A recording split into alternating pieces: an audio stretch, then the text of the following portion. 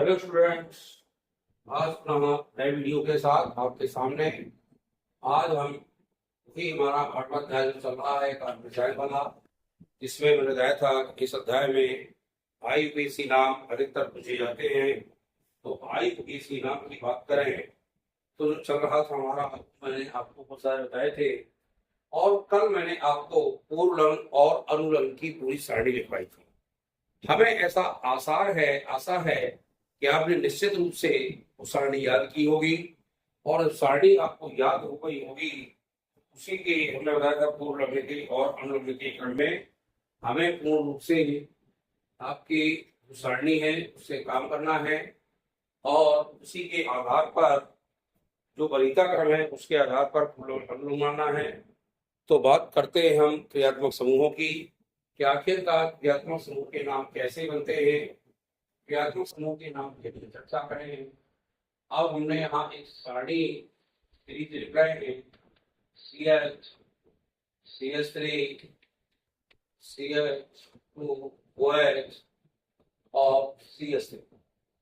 हमने एक सीरीज लिख दी। अब इस सीरीज के अंतर्गत बात चले तो आखिरकार हमने बताया था, नियमों पे याद करिए जो नियम पढ़ाए थे आपको, कि सबसे पहले लंबी श्रृंखला का अपन चयन करते हैं और लंबी श्रृंखला के चयन में वहां से करते हैं। अभी तक पढ़ाया था कहां से, मूलक पास में हूँ, लेकिन चूंकि मैं क्रियात्मक समूह वाले आपको नाम पढ़ा रहा हूँ तो अब अंकन आपको छोर से करना है।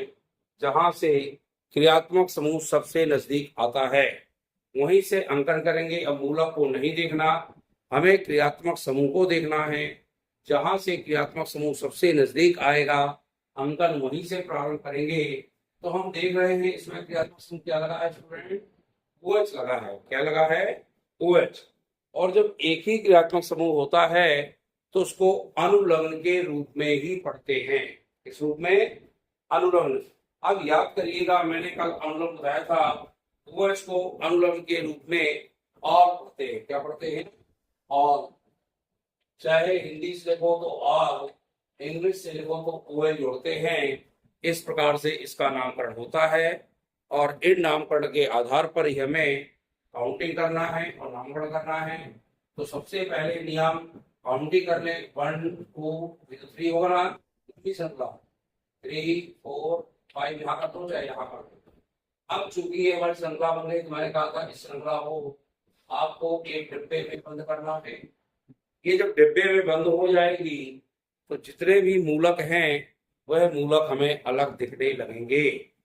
अब मूलक अपने को दिखने लगे, मूलक तो वो कहलाएंगे जिनको हमने गिनती में नंबर नहीं लिया उनका। तो बगल में 2 नंबर पे देखो CH3 लगा है, देख लो अच्छे से। 3 नंबर में CH3 लगा है, ये देखिए। 2 में ये लगा है, 3 में ये लगा है और 4 में ये लगा। यानी CH3 3 स्थान पर लगा है। और हमने बताया था यदि एक से मूलक लिखे हों तो ये 2 बार एक से आएंगे तो उसके पहले तो डाई लगाते हैं, 3 एक से आएंगे तो ट्राई लगाते हैं, 4 एक से आएंगे तो टेट्रा लगाते हैं।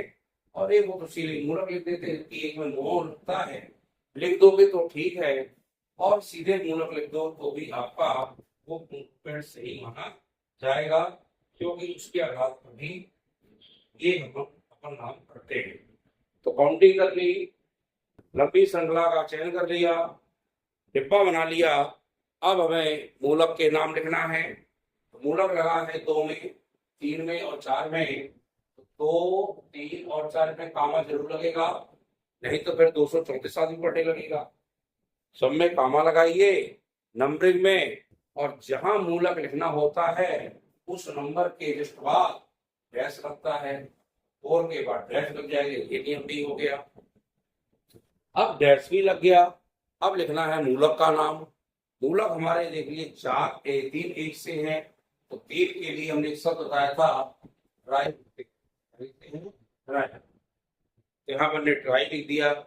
अब मूलक कौन सा है, मेथिल लगे सभी में, तो यहाँ मेथिल लिख देंगे। यहाँ आ जाएगा ट्राई मेथिल लिख दिया, मेथिल है 60 लिख दें मेथिल। अब हम देखेंगे अंतिम श्रृंखला कहां तक गई है, पेंट तक। और वन में एक लगा है OH, तो OH को भी लिखना है क्योंकि वो हमारा क्रियात्मक समूह लगा है। तो क्रियात्मक समूह के लिए OH के लिए R लिखते हैं। 5 तक पेंट बनता है तो पेंट लिख दीजिए या पेंटेन लिख दीजिए, 5 में पेंटेन बनता है ना।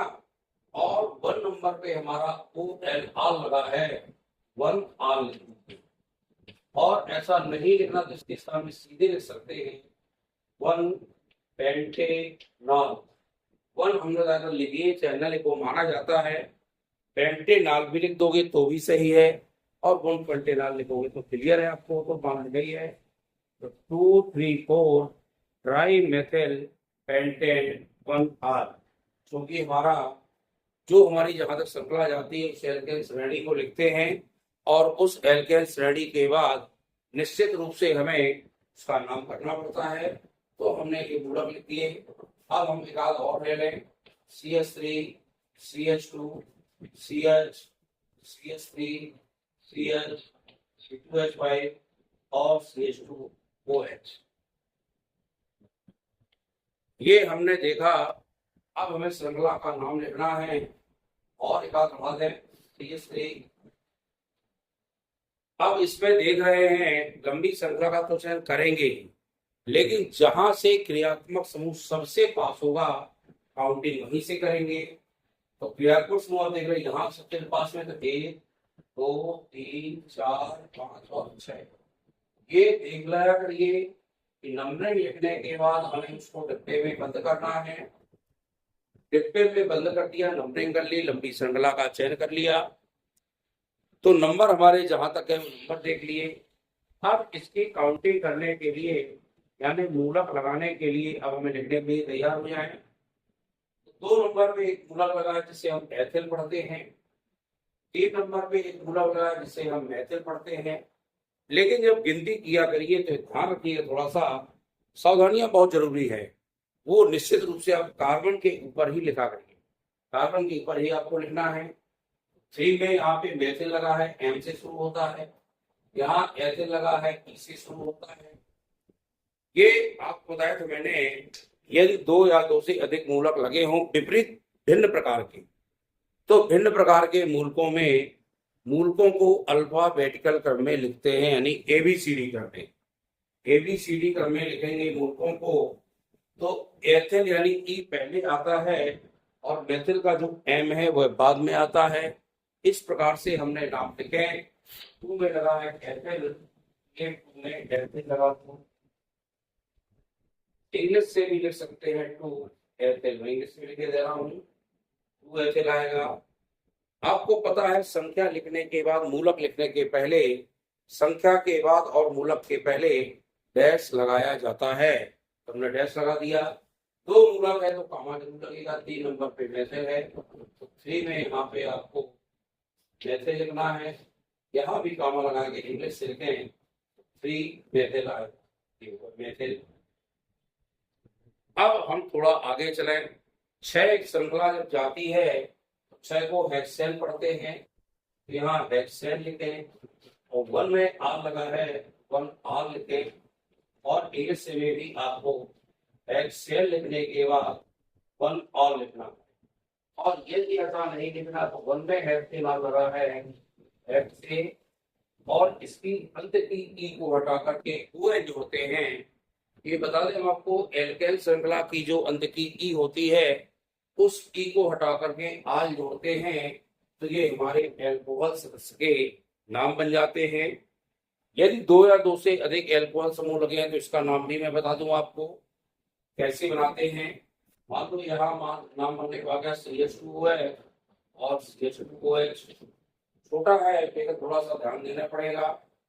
अब आपने इसकी गिनती करें, चाहे OH ऊपर लगा है नीचे भी लगा है, तो चाहे हम गिनती ऊपर से करें चाहे नीचे से करें, भाग बराबर है तो 1, 2 कर दें।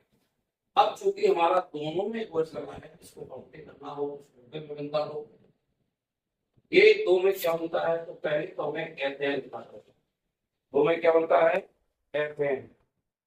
एथेन के बाद आल लगा है, OH को आल पढ़ते हैं, और 1 में भी आल लगा है, 2 में भी आल लगा है, एथेन 1 2। अब आज चूंकि 2 है और 2 संख्या के लिए डाई का प्रयोग करते हैं, 1 2 डाई और लिखा जाएगा। इस तरह से जो OH वाले हैं उनके हमें नामकरण करना है। अब तीसरा और चौथा बता दूं मैं आपको, CH2OH आ जाए, CHOH आ जाए और फिर से CH2OH आ जाए। अब देखो तीनों में OH लगा है ना। अब जब तीनों में OH होता है तो हम काउंटिंग ऊपर से करें चाहे नीचे से बराबर ही आएगा, 1 2 3। जब 3 तक गिनती दे देंगे तो 3 तक गिनती देने के बाद इसको 3 में हमें पता है एल्केन संधि कौन सी होती है, श्रृंखला होती है प्रोपेन। क्या होती है? तो प्रोपेन लिखेंगे 1 2 3। तीनों में आल लगा है ना, तो 3 में आल एक सा होने के कारण यहाँ ट्राई लगाएंगे और यहाँ आल लगाएंगे, नाम बनेगा प्रोपेन 1 2 3 ट्राई आल। 1 2 3 ट्राई आल करेंगे। अब क्यों किया हमने ऐसा? क्योंकि हमने देखा था तीनों में OH लगा है, मतलब तीनों में OH लगा होगा तो हमें तीनों का नाम देना पड़ेगा और तीनों को आल पढ़ेंगे, एक को तो छोड़ नहीं सकते क्योंकि तीनों बराबर के हैं, OH ही लगे हैं, तो तीनों आल पढ़ेंगे और नाम बनेगा प्रोपेन 1 2 3 ट्राई आल। 1 में भी आल, 2 में भी आल और 3 में भी आल, तो कंटिन्यू आल लगे हैं, इसलिए हम इसको प्रोपेन 1 2 3 ट्राई आल पढ़ेंगे। इस तरह से एल्कोहल्स के नाम कोई भी आते हैं, चाहे श्रृंखला के रूप में आए तो श्रृंखला के रूप में हमें काउंटिंग वहीं से करना है जहां से हमारे नजदीक क्या आएगा, क्रियात्मक समूह यानी OH समूह पास में आएगा, हम गिनती वहीं से करेंगे। जो गिनती वहां से करेंगे तो हम सबसे पहले मूलकों के नाम लिखेंगे, यदि मूलक दिख रहे हैं तो मूलकों के लिखेंगे। अब जैसे इनमें दोनों में मूलक नहीं थे तो नहीं लिखे गए, सीधे OH लगा है और OH को हम अनुलग्न ही मानते हैं। क्या मानते हैं? अनुलग्न। और जब तीनों को अनुलग्न मानेंगे तो अनुलग्न के रूप में आल लिखा जाता है, इसका आल लिखेंगे, चाहे 3 में लगे हों चाहे 2 में, जितने आल लगे होंगे सबके आल लगाएंगे। 1 2 3 में लगा है चाहे 2 में लगा हो चाहे 3 में। अब हम बता दें आपको, जिस नंबर पे आल लगेगा वही नंबर हमें लिखना पड़ेगा। ये नहीं कि हमारा एक जैसा भी यहाँ 1 में लगा था तो 1 में लिख दिया, अब जैसे नीचे कहीं आएगा भी और बताऊं मैं आपको तो वहां पे आपको लिखना पड़ेगा। इसलिए आल की संख्या लिखते हैं जिस नंबर पर लगा है, और ये जो हमारा मूलकों के नाम हैं उन मूलकों के नाम भी लिखते हैं, लेकिन अंक के साथ, और अंक के साथ ही मूलक के नाम लिखे जाते हैं। जब जिस अंक पे वो लिखा होगा उसी अंक को लिख करके मूलक लगाएंगे।